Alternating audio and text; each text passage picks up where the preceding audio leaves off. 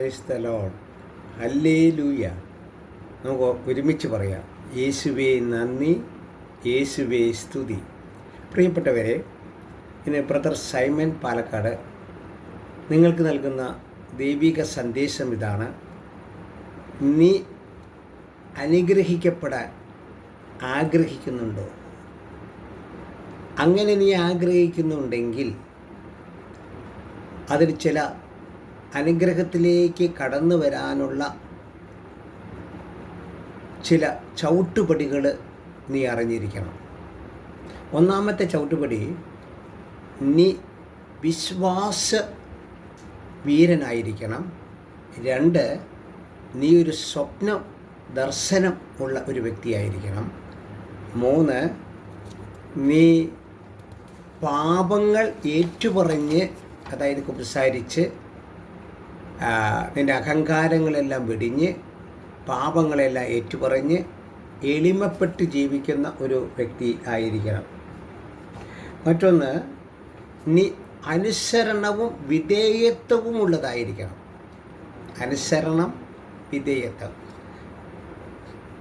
മറ്റൊന്ന്, ക്ഷമിക്കുന്ന വ്യക്തിയായിരിക്കണം. ക്ഷമ അനുഗ്രഹത്തിന് അത്യന്താപേക്ഷിതമാണ്.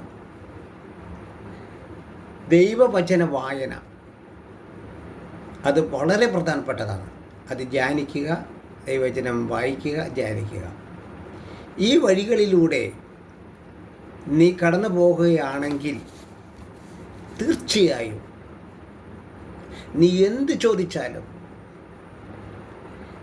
വിശ്വാസത്തോടെ എന്ത് ചോദിച്ചാലും അത് ദൈവം നിന്നെ ഏൽപ്പിക്കും. യേശു നിന്നെ ഏൽപ്പിക്കും. നിനക്കതിന് വിദ്യാഭ്യാസമൊന്നും വേണ്ട. നീ വലിയ പണ്ഡിതന് ഒന്നും ആകേണ്ട കാര്യമില്ല. നീ ദരിദ്രനായിരിക്കാം, നിന്നെല്ലാവരും വെറുക്കപ്പെടുന്ന വ്യക്തിയായിരിക്കാം. പക്ഷേ ഈ ക്വാളിറ്റി, ഈ മേന്മ നിനക്കുണ്ടെങ്കിൽ, ഈ വഴികൾ നിനക്കുണ്ടെങ്കിൽ, നീ മറ്റുള്ളവരുടെ മുമ്പിൽ ഒരു അനുഗ്രഹിക്കപ്പെട്ടവനായി ദൈവം നിന്നെ ഉയർത്തും. ജോസഫ് ഉൽപ്പത്തിയുടെ പുസ്തകം 37-5 മുതൽ 9 വരെയുള്ള വാക്യങ്ങൾ നാം ചിന്തിക്കുകയാണെങ്കിൽ ഒരു സ്വപ്ന ദർശനമുള്ള ഒരു വ്യക്തിയാണ്, സ്വപ്നക്കാരനാണ്. 2 തരം സ്വപ്നങ്ങളുണ്ട്. ഒന്ന്, ദൈവം രാത്രിയിൽ അല്ലെങ്കിൽ നീ കിടക്കുമ്പോൾ നൽകുന്ന ദർശനം, അതാണ് ദൈവിക ദർശനം.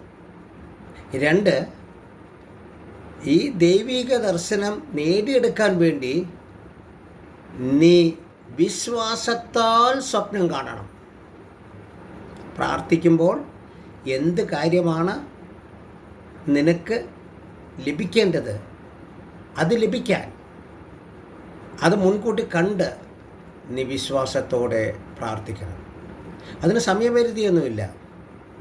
അത് കിട്ടുന്നത് വരെ, അത് കിട്ടിക്കഴിഞ്ഞു എന്നുള്ള വിശ്വാസത്താൽ നന്ദി പറഞ്ഞും മനസ്സിൽ കണ്ടും ദൈവത്തെ ആരാധിച്ചും അത് ദൈവത്തിൽ നിന്ന് പിടിച്ചു വാങ്ങണം, ബലാത്കാരമായി പിടിച്ചു വാങ്ങണം.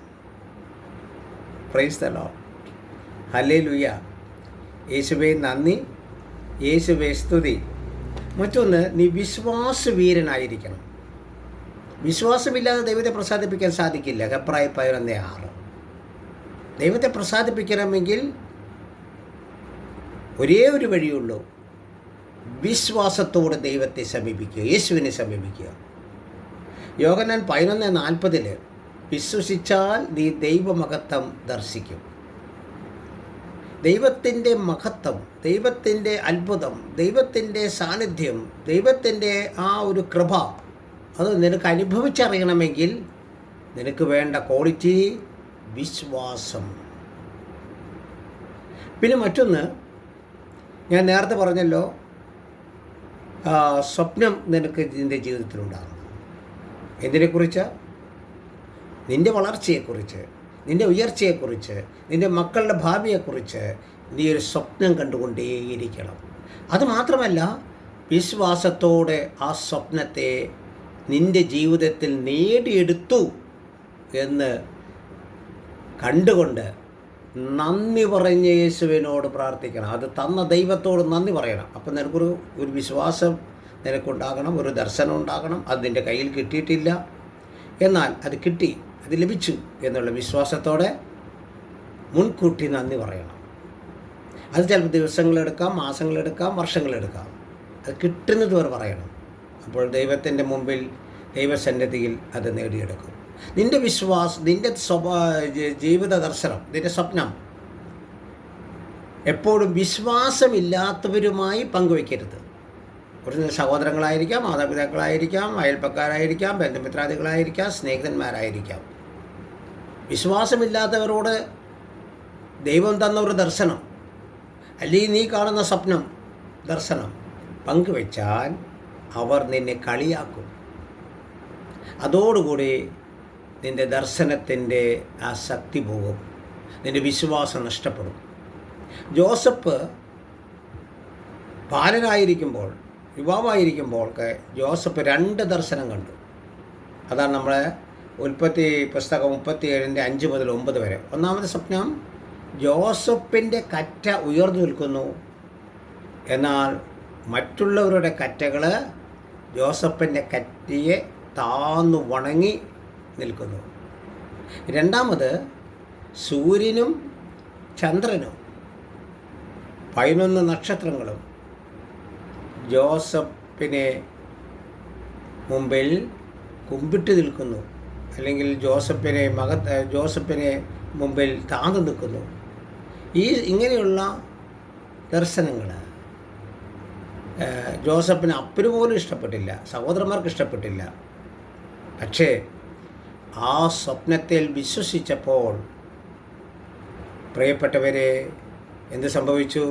അതുപോലെ ജോസഫിന് സംഭവിച്ചു. ഹല്ലേലൂയ, യേശുവേ നന്ദി.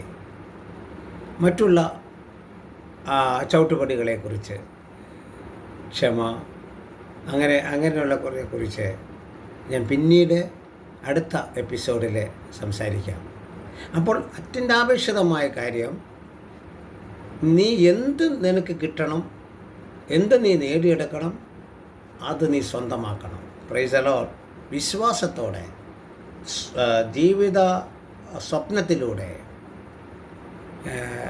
അത് കണ്ടുകൊണ്ട് അത് നന്ദി പറഞ്ഞ് പ്രാർത്ഥിച്ച് പിടിച്ചു വാങ്ങണം. അപ്പോൾ ദൈവം അത് തരും. Praise the Lord. ഹല്ലേലൂയ. ഇത് യൂട്യൂബ് വീഡിയോ ആയിട്ടാണ് ഞാൻ നിങ്ങൾക്ക് നിങ്ങളുടെ ഇടയിലേക്ക് തരുന്നത്. നിങ്ങൾ മറ്റുള്ളവർക്ക് ഈ മെസ്സേജ് ഷെയർ ചെയ്യണം. അങ്ങനെ നിങ്ങളും അവരും അനുഗ്രഹം പ്രാപിക്കണം. ദൈവം നമ്മളെ സമൃദ്ധമായി അനുഗ്രഹിക്കട്ടെ. യേശു ക്രിസ്തുവിൻ്റെ ആ കാരുണ്യവും സ്നേഹവും അനുഗ്രഹവും നിങ്ങളുടെ കൂടെ ഉണ്ടാകട്ടെ. ആമേൻ. ഹല്ലേലൂയ. യേശുവേ നന്ദി. യേശുവേ സ്തുതി.